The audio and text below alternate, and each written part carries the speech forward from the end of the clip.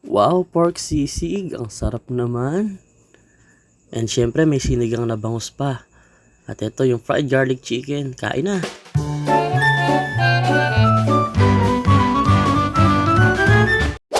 So ayan, magandang hapon mga kaunggo. Nandito nga pala kami ngayon sa SM Cabanatuan.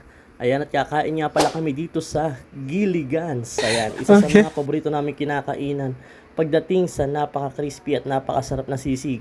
Ayan nga, at napakaganda ng timing at walang masyadong tao ngayon, guys. Kaya eto nga, ato order na nga kami ngayon, guys. Eto nga pala yung kanilang menu. Ayan, napakarami nila dito nga pwede mong pagpilian. Wow. Sobrang daming mga Pinoy dishes or mga lutong Pinoy.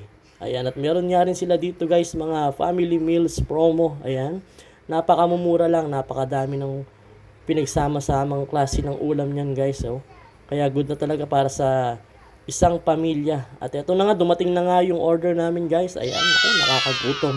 Yung sisig talaga yung inaantay ko dito eh. Ayan. Yeah, boy. Ito na nga yung crispy sisig nila na pinagmamalaki ng Gilligan's. At eto, nagsama pa kami ng sinigang na bangus at fried chicken garlic. Siyempre, meron pang salt and pepper squid. Ayan. At meron pang lechon kawali. Ayan. Kaya tara, kain na, guys. Alright, lapang na mga unggo. Ayan ako, ito yung kapatid ko. Oh. Hindi talaga magpapahuli yan. At ito na nga ako, syempre hindi rin ako papahuli. Rice tayo. At ito, first bite. Sisig agad. Napakalutong. Napakasarap. Sana Kitang-kita naman ng kagutuman ng unggo. At ito ang kanilang fried garlic chicken. First bite. Unang lamon agad. Hige. At ito yung asawa ko, di papatalo. Naki-first bite din. At ito naman yung kanilang lechon kawali. Ayan, nilagyan ko ng hot sauce. Napakasarap. Wow naman! Ayan. Grabe. Wow. Ang lutong. Wow! At ayan, tapos na nga kaming kumain, guys. Tingnan nyo naman. Simut na naman.